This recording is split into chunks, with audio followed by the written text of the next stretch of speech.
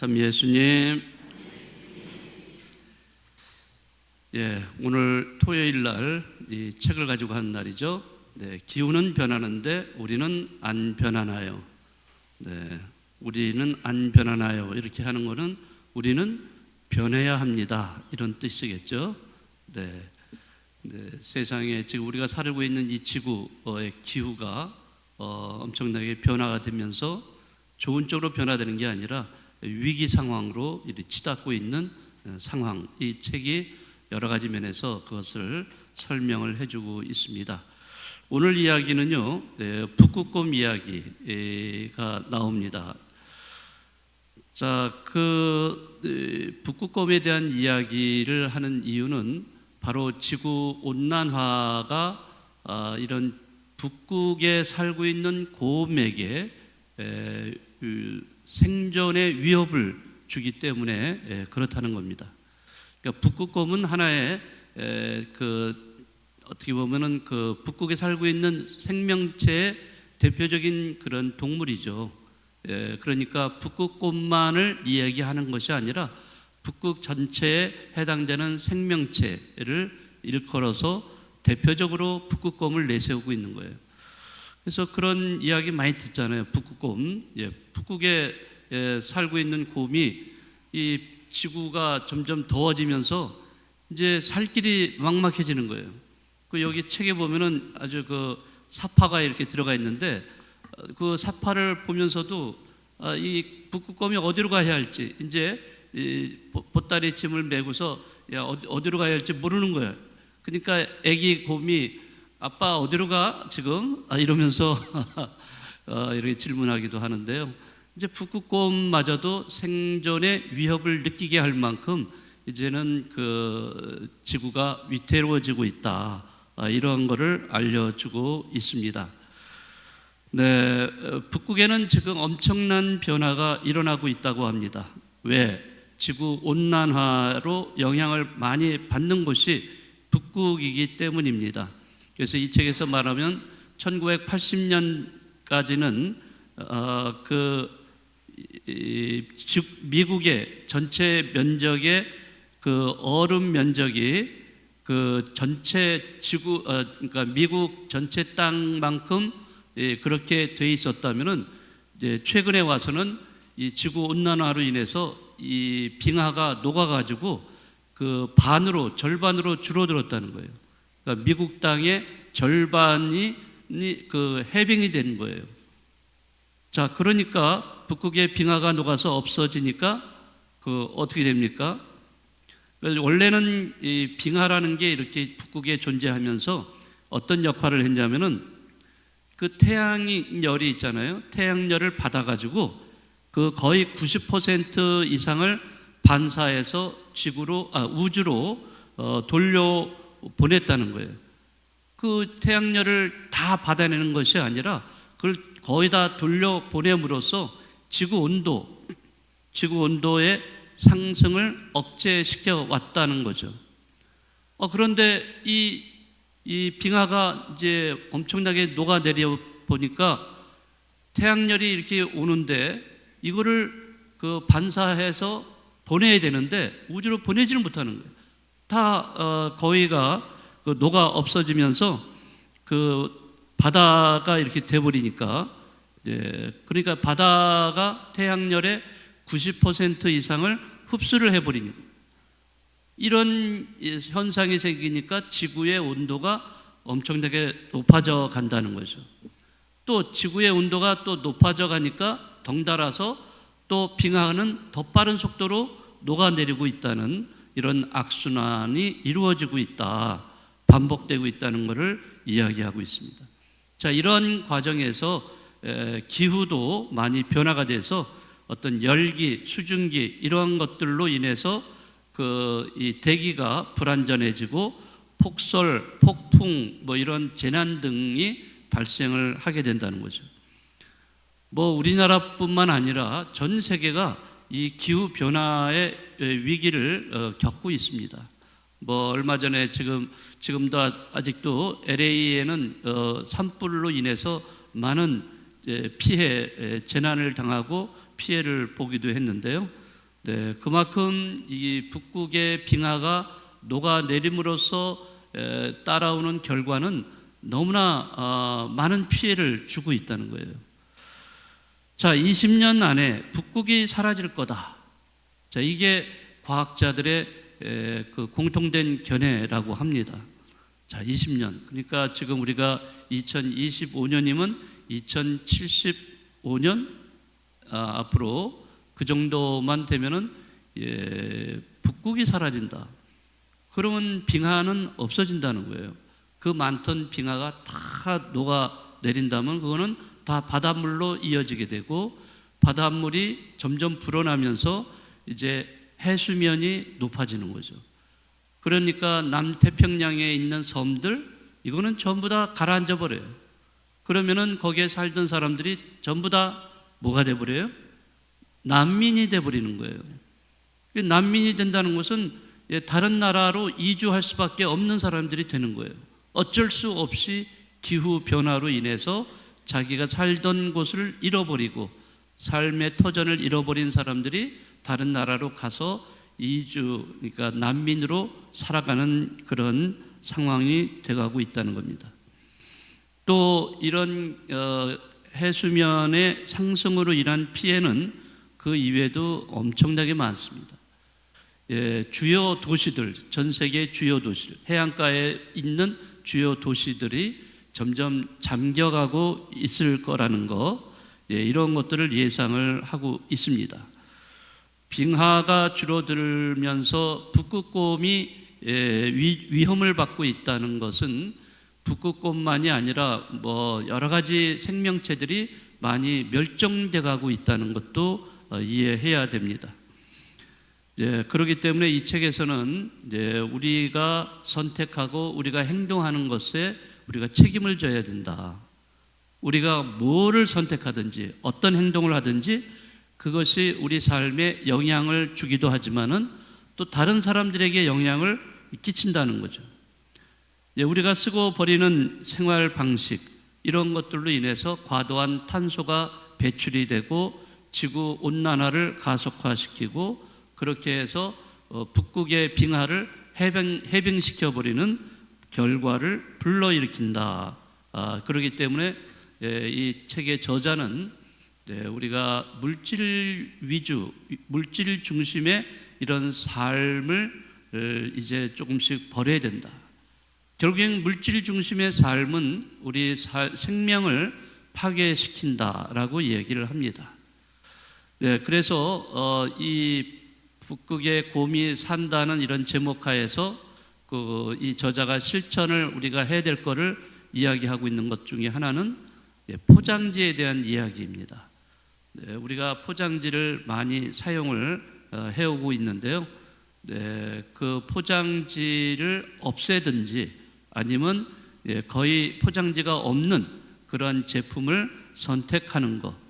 자, 이렇게 하는 방식을 선택하라. 그러면서 비닐봉지, 물론 뭐 이미 잘 알고 계실 겁니다. 비닐봉지 사용하지 않는 것. 그래서 이제는 우리나라에서도 비닐봉지 대신에 종이봉투를 되도록이면 사용하도록 권하고 있습니다. 또 선물을 할 때 포장하지 않기. 물론 뭐 포장을 하고 안 하고는 그 사람의 어떤 마음가짐, 상대방에 향한 마음가짐이라고도 할 수는 있는데요. 포장하지 않고도 상대방에게 선물을 줄 수 있는 것들도 많습니다. 굳이 포장하지 않아도 된다는 거. 그리고 재활용률을 높이기 위해서 택배 상자 이런 거 많이 받잖아요. 택배 상자를 받으면은 그 테이프를 제거하고 그대로 이것을 다른 재활용할 수 있도록 그거를 배출을 하라 이거죠. 그거를 찢어버린다든지 파손을 시킨다든지 그렇게 하지 말고 테이프만 잘 띄어서 제거해서 재활용할 수 있도록 하자. 이런 제안을 하고 있습니다. 또 그 다음 장에 넘어가면요, 제목이 산 위의 얼음도 녹고 있다. 이런 이야기입니다. 산 위에 얼음 하면은 그거를 뭐라고 부르죠? 몇백 년 동안 쌓여서 만들어진 것이 뭐예요? 만년설이죠? 네, 안 가보셔서 잘 모르세요. 네, 만년설이 우리 어디 산에 있어요? 대표적으로 저쪽에 네팔 쪽에 가면은 네, 히말라야 산이라든지 또는 뭐 안데스 산맥, 뭐 남미 쪽에 또는 알프스 산맥이라든지 이런 데 가면은 네, 그 여름이 돼도 네, 녹지를 않고 단단하게 얼어가지고 눈이 쌓이고 쌓여서 놓은 만년설 이런 데가 있습니다. 얼음이 된 데가 있어요. 네, 캐나다를 가면은 락키 산맥 그 맨 꼭대기에 있는 락키 산맥에 가면은 얼음덩어리예요, 얼음덩어리. 그래서 거기 가가지고 이제 얼음을 밟고서 올라가서 흐르는 물을 마시기도 하고 그렇습니다. 아무튼 이렇게 지구상에는요 이런 만년설 이런 것들이 그 빙하가 산에 이렇게 녹지 않은 상태로 남아 있는 것들이 있어요. 자, 이러한 그 만년설이나 빙하는 산 위에 있기 때문에 봄과 여름이 되면은 따뜻해지면서 녹아내린다고 합니다. 근데 일정량이 녹아내리는 거예요. 많이가 아니라 이것이 녹아내리면서 그런 것이 산으로 흘러내리면서 우리 사람들에게는 먹을 물도 식수가 되기도 하고 또 농사를 짓는 데는 농수용으로 물이 사용이 되기도 하고 다양하게 사용할 수 있어요. 자, 그런데 그 일정량이 녹아내리면 괜찮은데 지금 지구 온난화로 인해서 너무나 많은 태양열로 인해서 녹는 양이 엄청나게 많아지는 거예요. 그러면은 이것이 나중에 뭐가 되냐면 대홍수가 돼버리고 그렇게 해서 산에 있는 돌, 나무 모든 게 그냥 쓸어 내리는 거죠. 네, 그렇게 되면 이건 재앙이죠, 재앙. 자, 이렇게 됨으로써 이제 빙하 쓰나미라고도 얘기를 하는데요. 자, 이렇게 홍수를 유발하기도 합니다. 자, 그렇게 되면은 많은 사람들의 정말 엄청난 피해를 보게 되기도 하고 또 뿐만 아니라 네, 반대로 사람들이 생활용수를 얻어서 그것으로 살아가야 되는데 얻을 수 없는 어려움을 겪게 된다는 거죠. 그래서 이제 국가 간에 이런 물전쟁이 일어나요. 네, 그래서 이런 중국 같은 데서도 자기네가 이렇게 내려가는 물을 막아버려요. 그 막아버리게 되면은 자기네들 댐을 만들어가지고 자기네들 뭐 농사용으로 뭐 다른 용도로 사용을 한다. 그런단 말이에요. 그러면 그 밑에 내려가면 다른 나라들이 그 강을 혜택을 받고 살아왔는데 그걸 막아버리면 어떻게 살아요? 그런 것 때문에 국가 간에 네, 전쟁이 일어날 수도 있다는 거예요. 또 이런 식수 문제뿐만 아니라 이런 농업이 잘 되고 안 되고 이런 것도 좌우가 되기 때문에 앞으로도 이제 먹는 것에 대한 식량에 대한 전쟁도 일어날 수밖에 없는 이런 상황이 도래할 거다 이런 예측들을 하고 있습니다. 네, 2015년에 파리에서 그 기후 협약을 최초로 맺었어요. 이제 이 지구 온난화가 가속화되기 때문에 탄소 배출량을 이제 나라마다 줄여야 된다. 그러니까 석탄이라든지 화석 연료를 사용하는 그러한 곳에서는 이거를 줄여야 된다. 언제까지 얼마큼 줄이자. 국가 간에 이거 협약을 했어요. 그런데 지금에 와서는요, 이런 협약들을 어기는 나라들이 자꾸 생겨나는 거예요. 지금 미국 같은 데는 뭐 트럼프 대통령 시절에도 그랬지만 지금 이제 앞으로도 아마 이런 거 이제 거절을 할 거예요. 석탄 사용, 이런 사용을 권장하고 그렇게 해서 과도한 에너지 사용을 더 촉진시키는 이러한 쪽으로 정책을 펼치고 있지 않을까 이런 우려가 되고 있습니다. 자, 이렇게 되면은 이제는 지구가 뭐 지금도 예전부터도 그래 왔지만 가해 국가와 피해 국가로 이렇게 나누어지게 됩니다. 기후로 인해서 이 가해 국가는 이런 대부분의 선진국들이에요. 에너지를 너무나 많이 사용하는 이런 선진국들이 가해자가 되고 어쩔 수 없는 상황으로 이런 가난한 나라들이 피해자로 전락할 수밖에 없는 이런 상황이 있다는 거죠. 그 피해 국가들에 살고 있는 이 국민들이 무슨 죄가 있어요? 아무 죄도 없이 당하는 거예요. 그냥 물 부족, 식량 부족, 뭐 여러 가지 재난들 이런 것들을 그냥 당하고 마는 겁니다. 힘이 없기 때문에. 자, 우리나라도 여기서 제외되지는 않습니다. 우리나라의 그 온실가스 배출량은 전 세계 11위에 있다고 합니다. 그러니까 이 지구 생태계를 점점 파괴시켜 가는데 책임을 책임에서 배제될 수는 없습니다. 교종은 이런 말씀을 하셨죠. 깨끗하고 안전한 물을 마실 수 있는 것은 인간의 기본권이기에 우리는 가난한 이들에게 부채를 지니고 있다라고 이렇게 강조하십니다. 그러니까 우리가 잘 먹고 잘 사는 것은 우리가 잘해서도 있지만은 그런 피해 국가들이 있기 때문에 우리가 잘 먹고 잘 사는 거예요. 그거를 우리는 생각을 해야 돼요. 우리가 마음껏 소비해줘. 우리가 돈만 있으면 뭐든지 사서 쓰고 버리고 뭐 얼마든지 할 수 있어요. 그러나 그러한 것들이 결국에는 이 가난한 나라들에게 사람들에게 고통을 안겨준다는 것. 이런 거를 우리가 생각을 한다면은 우리가 쓰는 것, 우리가 사용하고 우리가 소비하는 것 하나하나를 우리는 생각하면서 행동으로 옮겨야 된다는 거죠.